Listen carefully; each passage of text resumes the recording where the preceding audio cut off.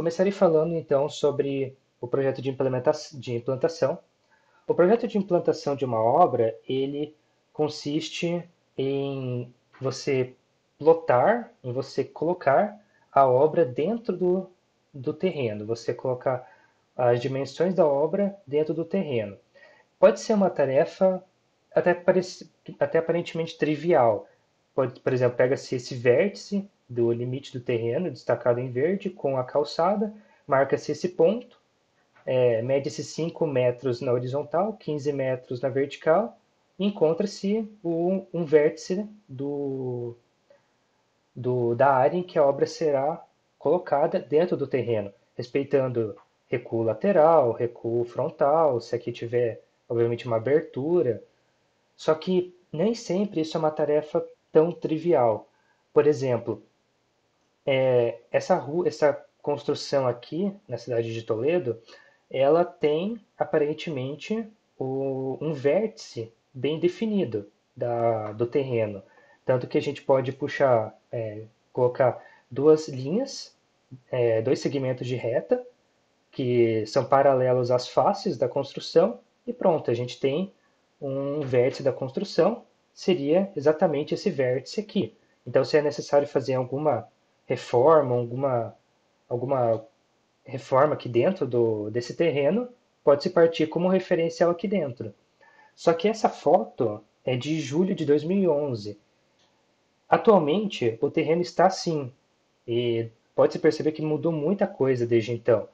O bueiro aqui, por exemplo, ele não tinha na foto anterior, e o terreno está bem mais praticamente abandonado. Recentemente aqui demoliram essa a casa que tinha aqui para construir um edifício. Só que como que é feita a implantação desse edifício nesse terreno agora? Será que é válido puxar as mesmas retas lá do vizinho, lá da aresta dessa construção aqui? Será que isso é válido? Às vezes não. Então nem sempre você utilizar os limites do terreno é algo tão simples que nem esse caso. Por isso que, para o projeto de implantação, muitas vezes utiliza-se um ponto externo ao terreno, externo à obra, que pode ser um poste de luz, uma árvore permanente, um canteiro central, algum ponto fixo. No caso, esse pequeno desenho aqui que eu fiz no AutoCAD, ele representa um ponto que ele está externo ao terreno e ele vai de encontro ao limite do terreno. E a partir desses referenciais pode-se implantar o, o espaço em que a obra irá acontecer dentro do terreno. Isso é fundamental para que a obra comece certo, para que não ocorram problemas posteriores com esse recuo ser menor do que a legislação da prefeitura permite, por exemplo, ou não respeitar o limite frontal, ou esse espaço ser maior do que devia e não ter área permeável suficiente, por exemplo. São especificações que precisam ser respeitadas. E agora falando um pouco sobre locação. A locação, nós vimos que ela pode acontecer de duas principais maneiras. A primeira ocorre por tábua corrida, ou por tabeira, ou por gabarito. Ela consiste em prender, colocar tábuas, formando um quadrilátero ao redor da obra, ao redor do terreno, ao redor desse espaço em que a obra irá acontecer. Então, essa tábua é colocada ao redor da obra, e com a ajuda de fios de nylon são definidos linhas dentro dessa obra, que são os eixos de paredes, eixos da face da parede, por exemplo, são linhas auxiliares para que a obra seja construída com o máximo de precisão possível. Então, esse aqui é um projeto de locação de obra, por exemplo, que acontece por tábua corrida. Ela consome mais material, só que ela é mais precisa e mais estável do que esse segundo modelo, no caso esse segundo modelo, que é por cavalete. A locação por cavalete acontece com essa estrutura de madeira aqui, que parece uma cerca, com um prego que é colocado no centro dessa estrutura, puxa-se uma linha de nylon que vai de um cavalete até o outro e ele mede aqui o eixo da parede. Essa maneira ela é um pouco mais limitada do que a locação por tábua corrida, porque com a tábua corrida é possível puxar mais linhas, não tem uma limitação tão grande. Só que essa utiliza menos material e pode ser usada em obras de pequeno porte. São duas maneiras de fazer a locação por cavalete.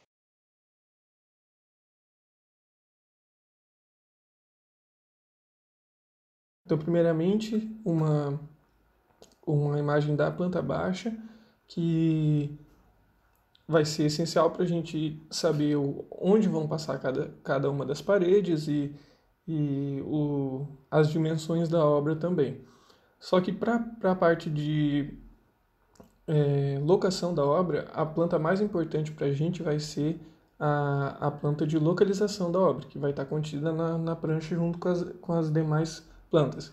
Ela vai ser a que vai nos informar todas as cotas de distâncias laterais do terreno ou as distâncias frontais também. Ou seja, as medidas, as referências na horizontal e na vertical.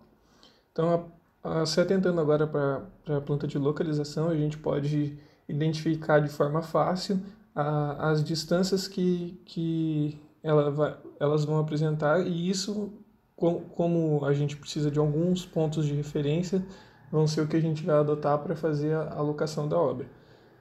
Aqui a gente pode perceber que existe um recuo de 3 metros, que é o recuo necessário para a calçada, e 5 metros, que é o recuo onde se dá o início da nossa construção. Além disso, a gente pode atentar também que ela tem 1,5 m de recuo nas laterais. Sendo assim, partindo do alinhamento predial no nosso meio-fio e o nosso limite lateral do terreno, a gente pode estar fincando o nosso primeiro piquete e, a partir dele, estar realizando a alocação da nossa obra. Outro procedimento de suma importância são traçar os eixos da parede. A partir daí, a gente pode ter uma noção de como vão ser a distribuição das paredes dentro e como a gente vai trazer isso para a locação na obra, sendo que todo o nosso procedimento consiste em tirar da nossa planta com dimensões reduzidas e trazer para a realidade. E é através desses eixos que a gente pode adotar qual vai ser a forma mais conveniente para a gente adotar. Aqui a gente pode ver que, traçando os eixos, a gente vê que todos os eixos eles tocam as duas extremidades, sendo na vertical ou na horizontal. No entanto, quando a gente for fazer a localização das paredes, vão ter paredes que não vão tocar todas as extremidades. Então é por isso que a gente vai olhar cada parede individualmente e enxergar a necessidade dela até onde ela deve ser marcada. Então, através desse estudo que a gente vai fazer atentando aos eixos, a gente pode observar que muitos eixos vão ser mais convenientes a gente trabalhar ele com o cavalete dentro da tábua corrida. O que seria isso, então? A gente vai traçar a tábua corrida cobrindo totalmente a nossa obra e respeitando os limites de 1,20 m nas laterais, e através dela passar o alinhamento das paredes que vão atravessar toda a nossa obra, aquelas que não necessitam uma atenção mais especial. Agora, as paredes que não vão atingir as extremidades ou não são de tamanho tão específico, a gente vai adotar a marcação por cavalete, ou seja, são paredes que você não tem a necessidade de passar a linha percorrendo toda a dimensão da parede, que aqui no nosso caso vão ser 3. Sendo assim, se torna mais conveniente usar os cavaletes nela, porque vai facilitar a circulação e entendimento na hora de realizar a marcação e a furação das estacas também. Sendo assim, a locação mista se torna mais conveniente para a nossa obra.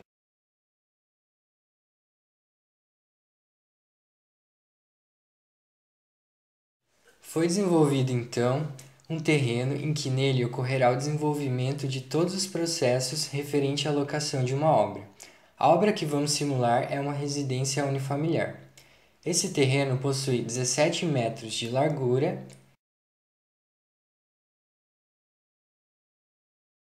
e 13 metros e meio de comprimento. Contando o muro junto, teremos então um total de uma área de 236,7 metros quadrados. A partir do alinhamento predial é deixada uma distância de 5 metros. Esse é o recuo frontal e é definido pelas normas municipais. Já nas laterais é deixada uma distância de 1,5 m pelas normas de projeto. Com os recuos definidos, a obra é então projetada no terreno e deverá ficar dessa forma. Essa residência tem uma área total de 67 metros quadrados. E é importante, antes de começar a locação, que o terreno esteja nivelado em uma cota de zero, que seria a cota da fundação. Dar referências para o nosso terreno. Vamos supor que os muros já estejam construídos. Iremos usá-los junto do alinhamento predial como referência. Sabemos que as paredes devem iniciar a 5,70 metros do alinhamento predial e a 1,5 m do muro. Devemos deixar 1,20 m de distância das paredes para a passagem de máquinas e funcionários. Para a construção do gabarito, iremos primeiro marcar os pontos de base para facilitar o processo. O primeiro ponto será instalado a 4,5 metros do alinhamento predial e ficará a aproximadamente 30 centímetros do gabarito. Após medida a distância, o pontalete é fixado. Deve-se usar o prumo para garantir a perfeita verticalidade. O prumo deve ser usado em duas faces. O próximo pontalete de base ficará a 40 centímetros do que já foi posto e a 30 centímetros do muro. É importante conferir o esquadro entre as trenas.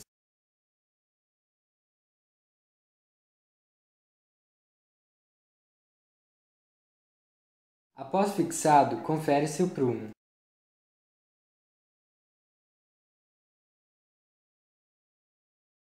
Finalizamos assim a locação desses pontaletes. Agora partiremos para a próxima extremidade do terreno, onde repetiremos o mesmo processo de locação.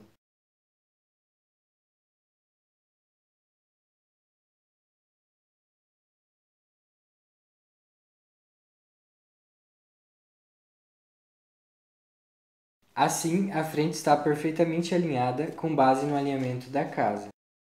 O próximo passo é a execução da parte de trás da casa. Para fazer a parte de trás, usaremos como base a parte já montada na frente. Primeiro, amarramos uma linha no pontalete do eixo horizontal.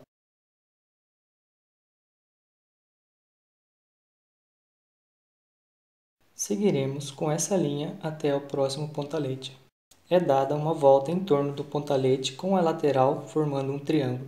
O ponto de encontro entre as linhas será a referência para colocar o próximo pontalete. Dessa forma, usaremos o esquadro para alinhar a largura do gabarito. A distância para o próximo pontalete será igual à largura da casa mais a soma dos espaçamentos entre os gabaritos e ainda mais 40 centímetros do pontalete, totalizando 9,7 metros. Colocamos a trena no chão e marcaremos essa medida. Então, voltamos ao ponto de encontro das linhas e apoiamos com o esquadro sobre uma pilha de tijolos para que não ocorra movimento e a regulagem seja mais precisa. Assim que o esquadro estiver tangenciando a linha, o pontalete na outra extremidade é fixado ao solo. O próximo pontalete deve ser colocado a aproximadamente 40 cm do pontalete já posto e 30 cm do muro. Usamos o esquadro para conferir o alinhamento. O mesmo processo para alocar esses pontaletes se repete para o próximo canto.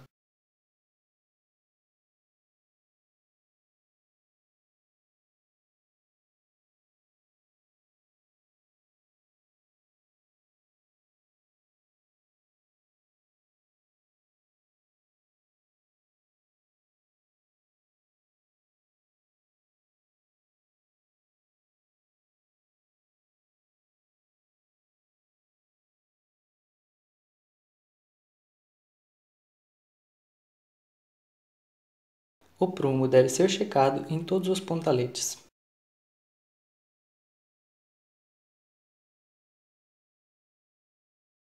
Após isto, seguimos com a linha até fechar o retângulo.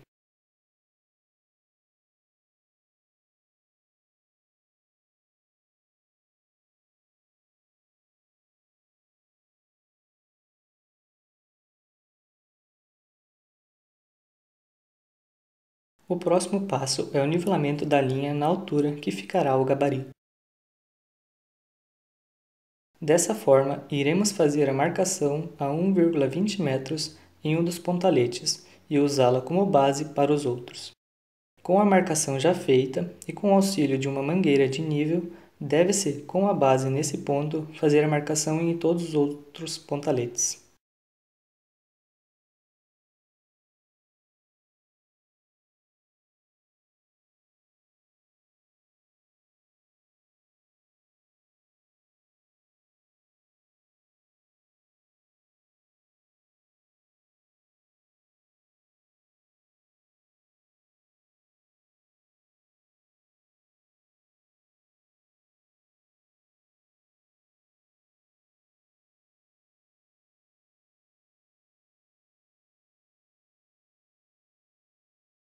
Com a linha nivelada, deve-se conferir o esquadro em todos os cantos.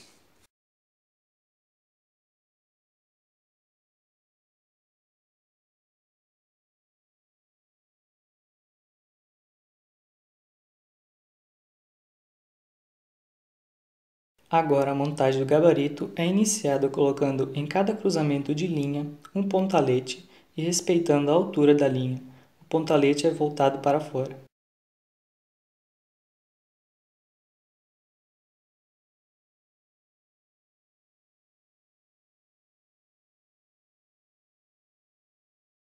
Conferir o prumo sempre. Agora iremos colocar os pontaletes nas laterais voltadas para fora também, respeitando a altura da linha. Na parte da frente e no fundo será colocado 5 pontaletes, a uma distância de aproximadamente 2,15 metros entre eles.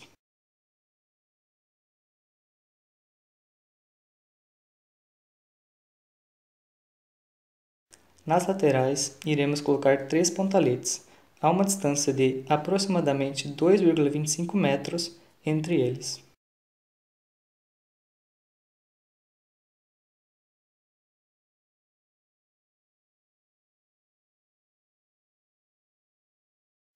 Com todos os pontaletes postos, ele será preenchido com tábuas pregadas rente à linha e para dentro do gabarito. As tábuas possuem as seguintes dimensões: 3 metros de comprimento, 15 cm de largura e 2,5 cm de espessura.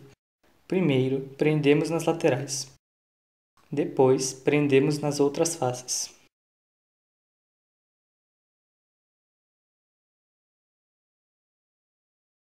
Finalizando a estrutura do gabarito, é importante conferir os esquadros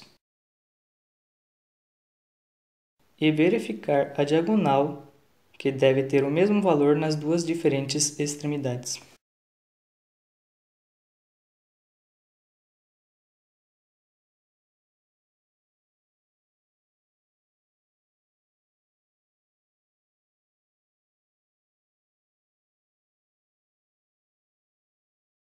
Agora, inicia-se o processo de marcação dos eixos das paredes.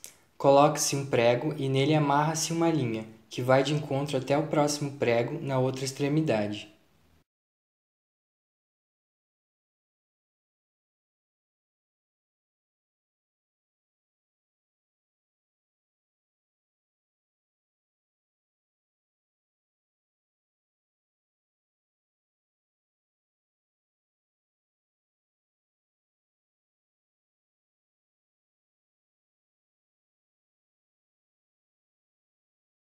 Feito isto, será colocados cavaletes nos eixos em que as paredes não ocupam espaço significativo. Deverão ficar a 1,20 m da parede. Com o auxílio do esquadro e pontos de referência, fixa-se os pontaletes que serão a base do cavalete. O prumo e o nivelamento devem ser verificados.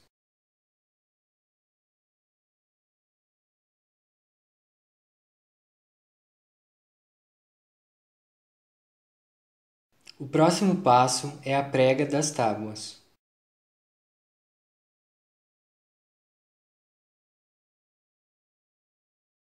Em seguida, coloque-se os pregos paralelos à linha.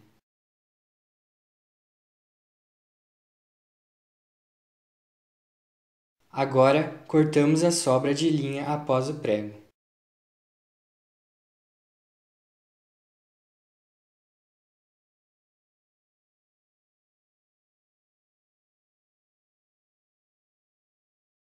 Com os eixos locados, parte-se para a marcação dos pontos de fundação, utilizando-se de piquetes. Os piquetes devem ser postos em todos os pontos onde ocorre o cruzamento de eixos. Coloca-se um prumo nesse cruzamento e, com base nele, o piquete é fixado no chão.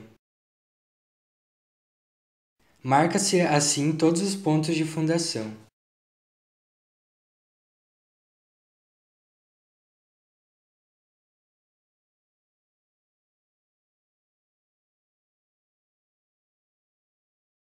Por fim, prega-se ao lado das linhas de eixo os pontos referentes à espessura da parede e à espessura da viga baldrame.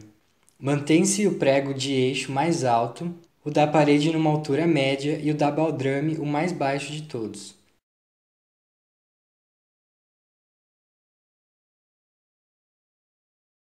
Amarra-se o nylon em todos os pontos.